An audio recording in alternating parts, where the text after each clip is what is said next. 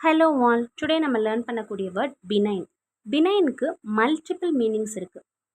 ஒரு சென்டென்ஸில் நம்ம எப்படி யூஸ் பண்ணுறோம் அப்படிங்கிறத பொறுத்து அதனோட மீனிங் வந்து சேஞ்ச் ஆகும். ஃபார் எக்ஸாம்பிள், மெடிக்கல் டேர்மில் இதை யூஸ் பண்ணுறோம் அப்படின்னா மீனிங் வந்து பார்த்திங்கன்னா ஹார்ம்லெஸ், தீங்கு விளைவிக்காத ஒரு விஷயத்தை தான் வந்து ஹார்ம்லெஸ்ன்னு சொல்லுவோம். ஸோ ஹார்ம்லெஸ் அப்படிங்கிறது பினைன்கிறதுடைய சினோனியம். ஃபார் எக்ஸாம்பிள், ஒரு டாக்டர்கிட்ட உங்களுடைய ரிப்போர்ட் நீங்கள் சப்மிட் பண்ணதுக்கப்புறம் அவர் எக்ஸாமின் பண்ணிவிட்டு இது வந்து பினைன் ஸ்டேஜில் இருக்குதுன்னு சொல்லுவார். அதாவது ஹார்ம்லெஸ்ஸான ஸ்டேஜில் இருக்குது. ஃபார் எக்ஸாம்பிள், நீங்கள் ஒரு டியூமர் ரிப்போர்ட்டே நீங்கள் சப்மிட் பண்ணுறீங்கன்னா அவர் எக்ஸாமின் பண்ணதுக்கப்புறமா டியூமர் வந்து பினைன் ஸ்டேஜில் இருக்குது அப்படின்னு சொல்கிறாரு அப்படின்னா ஹார்ம்லெஸ் அப்படிங்கிற மீனிங் கொடுக்கும்.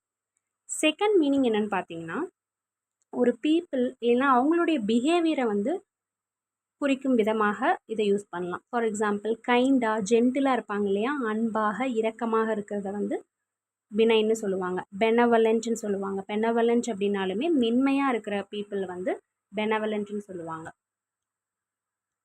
ஓகேவா? ஸோ பினைன் அப்படிங்கிறதுக்கு பெனவலண்ட், கைண்ட், ஜென்டில் இது எல்லாமே வந்து சினோனியமாக வரும்.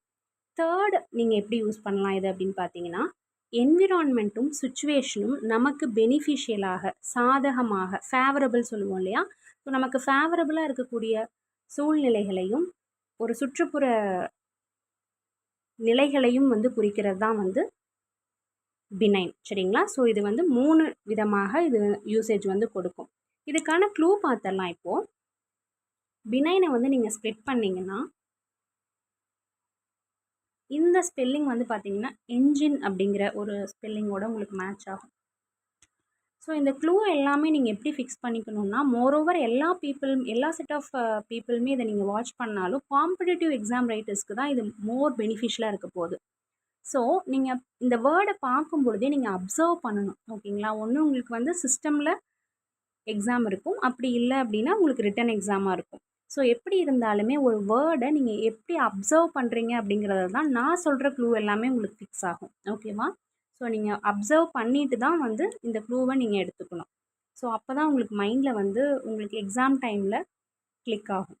ஓகே, பி என்ஜின் அப்படின்னு நீங்கள் ஞாபகம் வச்சுக்கோங்க. ஒரு என்ஜின் வந்து என்றைக்குமே ஹார்ம்லெஸ்ஸாக, கைண்டாக, நமக்கு ஃபேவரபுளாக தான் இருக்கும். அப்படி இருந்தால் மட்டும்தான் அந்த ஒரு வெஹிக்கிள்னால நமக்கு யூஸ்ன்னு சொல்லி க்ளூ ஃபிக்ஸ் பண்ணிக்கோங்க. ஓகேவா?